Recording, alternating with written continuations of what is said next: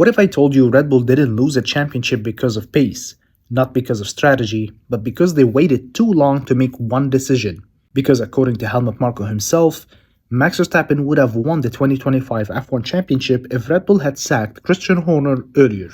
Welcome back to the channel.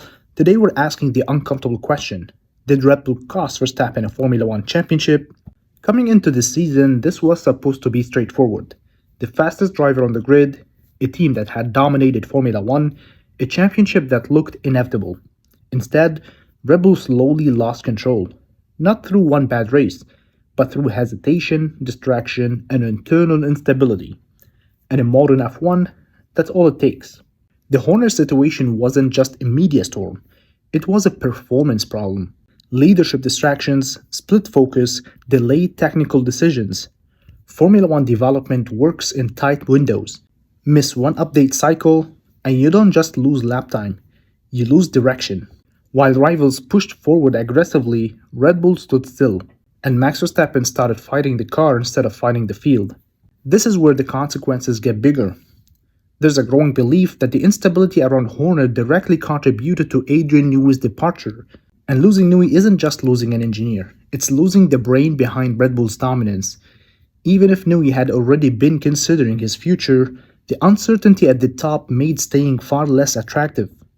That loss alone may have cost Red Bull months, even years of competitive edge. Red Bull didn't act when the cracks appeared, they didn't act when performance dipped, they waited. And by the time Horner was finally gone in June, the championship momentum had already shifted. In Formula 1, once you're chasing, you're already behind. This isn't fan theory. Helmut Marko, never one to sugarcoat, publicly stated that Max would have won the championship if Horner had been removed earlier.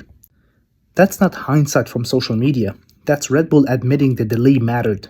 When someone inside the team says that, it means they know something critical was lost. Here's the interesting part. Once Horner was gone, Red Bull didn't magically dominate again, but they stabilized. Decision-making improved, weekend execution became cleaner, the downward slide slowed. And that's important, because it shows the problem wasn't the driver. But stability came too late. You can't recover lost development time, you can't rewind a championship fight. And this might be the most damning part for Red Bull. Max Verstappen still delivered. He maximized weak weekends.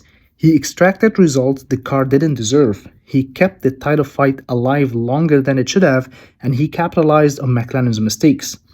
Which raises the real question. If Max performed this well during chaos, what happens if Red Bull had acted earlier? So did Red Bull cost Verstappen a championship?